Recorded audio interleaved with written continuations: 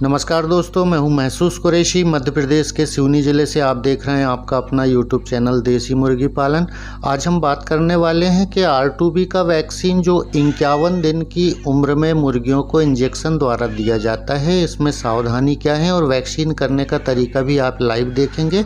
जैसा कि आप जानते हैं कि मैं फार्मरों की समस्या और बीमारियों पर वीडियो बनाता हूँ, तो आज का वीडियो वैक्सीन पर है। जैसी मुर्गी की उम्र 51 दिन हो जाती है तो उसको R2B का वैक्सीन लगता है, जो कि रानीखेत बीमारी से बचाने के लिए किया जाता है। तो सारे फार्मर क्या करते हैं कि जब वैक्सीन लेके आते हैं तो 7 दिन से 51 दिन तक के सारे वैक्सीन एक साथ लेके आते हैं। वो कौन कौन से वैक्सीन है और कहाँ ला के रखना है, मैं ये बताते चलता हूँ। फिर उसके बाद कंप्लीट जानकारी 51 दिन के वैक्सीन पर।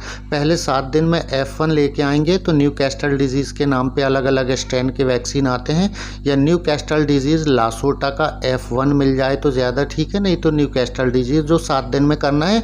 1 बूंद आँख में टपका सकते हैं, 1 बूंद नाक में टपका सकते हैं, या ज़्यादा मुर्गियाँ पाले हैं तो आप पानी से दे सकते हैं। उसके बाद गंबोरो बीमारी से बचाने के लिए IBD का आता है, इन्फेक्शियस बर्सल डिजीज़ का, जो 14 दिन में हम 1 बूंद नाक में 1 बूंद आँख में या पानी से भी दे सकते हैं। उसके बाद फिर हमें तीसरा वैक्सीन करना होता है जो लासोटा का B1 आता है, न्यू कैस्टल डिजीज़ के भी नाम से आता है। B1 मिल जाए तो ज़्यादा ठीक है। और उसके बाद जो 21 दिन के बाद चौथा वैक्सीन होता है वह 28 दिन में IBD इन्फेक्शियस बर्सल डिजीज़ गंबोरो बीमारी का बूस्टर डोज कर देते हैं। उसके बाद 42 दिन में फाउल पॉक्स, चेचक माता जिसको बोलते हैं, उसका वैक्सीन होता है। उस वैक्सीन को करने का तरीका अगर आपको नहीं पता है तो ऊपर आई बटन पे वीडियो देख सकते हैं। उसके बाद आ जाता है 51 दिन। तो 51 दिन में देसी की कोई भी नस्ल की मुर्गियां हो, अगर उनका वज़न आधा किलो से आसपास है या आधा किलो से ज़्यादा है, 1 किलो से कम है, तो 0.2 ml। और अगर 1 किलो प्लस की मुर्गियाँ हैं, जैसे 51 दिन में 1 किलो प्लस बहुत सारी मुर्गी हो जाती हैं, डबल FG क्रॉयलर हो जाता है, वनराजा हो जाता है, ग्राम प्रिया हो जाता है। 1 किलो प्लस वाली मुर्गियों में हमें 0.5 ml करना है, रात के समय में करना है, और उस दिन 2 से 3 आदमी हमारे फार्म पर होना चाहिए। एक चीज़ खास जो मैंने आपको बताना भूल गया कि सारे वैक्सीन जो एक साथ लेके आते हैं तो आप अपने घर में फ्रिज होगा, बर्फ में रख कर लेके आएंगे और फ्रिज में वहाँ रखेंगे जहाँ पर हम सब्जियाँ रखते हैं। या आपका फ्रिज का टेम्परेचर देख लें, फार्म में जो टेम्परेचर मीटर है उसको फ्रिज में रख के 5 मिनट देख लीजिएगा। जहाँ सब्जी रखते हैं वहाँ 2 डिग्री से 8 डिग्री सेल्सियस तापमान रहता है तो आप वहाँ रखें।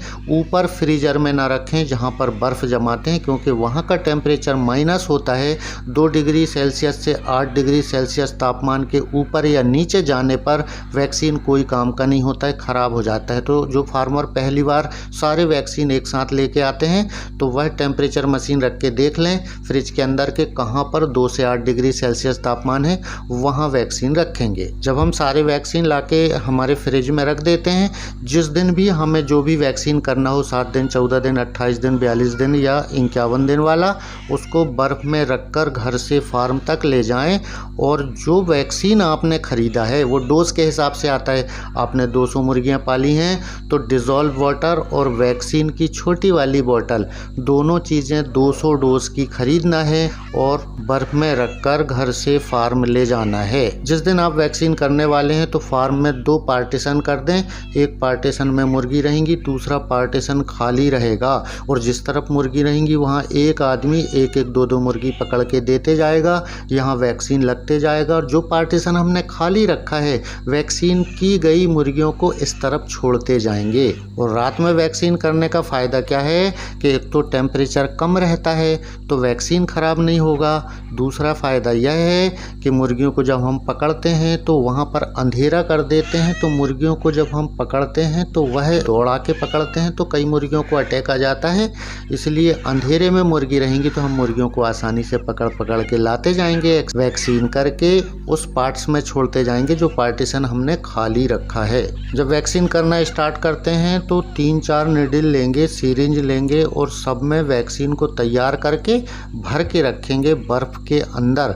एक निडल निकाला और हमने 4-5 मुर्गियों को किया। जैसे बड़ी नस्ल की मुर्गियां हैं 0.5 ml हो रहा है, 2 ml या 3 ml की सीरिंज आती हैं तो 6 मुर्गियां एक में हो जाएंगी।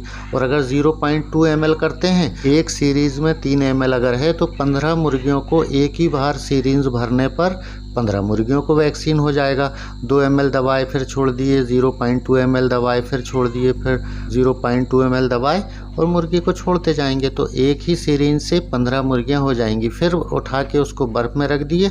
3-4 सिरिंज रखने का फ़ायदा ये है कि टेम्परेचर मैनेज होते रहता है। ये वाली उठा लिए, ये वाली रख लिए, बदल बदल के हमें वैक्सीन करना है, सिरिंज का इस्तेमाल करना है। तो आपके पास देसी की किसी भी नस्ल की कोई भी मुर्गियां हों, अगर 1 किलो से कम वज़न वाली मुर्गियां हैं तो 0.2 ml, और अगर 1 किलो से ज़्यादा वज़न वाली मुर्गियां हैं, कुछ नस्ल जो है 1 किलो प्लस हो जाती हैं, डबल FG वनराजा टाइप की, तो आपको 0.5 ml यानी आधा ml लेफ़्ट वाले पंख में, लेफ़्ट वाला पंख किसको कहेंगे, मुर्गी के पीछे पूंछ के तरफ खड़े होंगे और डेरे हाथ तरफ, लेफ़्ट वाले हैंड, हमारा जो डेरा हाथ है वहाँ पर उसका लेफ़्ट वाला पंख हुआ। उसमें जब पंख आप देखेंगे तो बारीक बारीक 2 हड्डी के बीच में चमड़ी के अंदर लगाते हैं, या मांसपेशियों में, जांघ में, लेग में भी आप छोटे छोटे पंख होते हैं, 2-3 पंख उखाड़ के मांसपेशियों में भी इस वैक्सीन को आसानी से कर सकते हैं। वैक्सीन बहुत गंभीर विषय है, इसको गंभीरता से ही किया जाए तो ज़्यादा ठीक है। वैक्सीन वाला पानी खाली ज़मीन, फ्री रेंज एरिया में ना गिरे।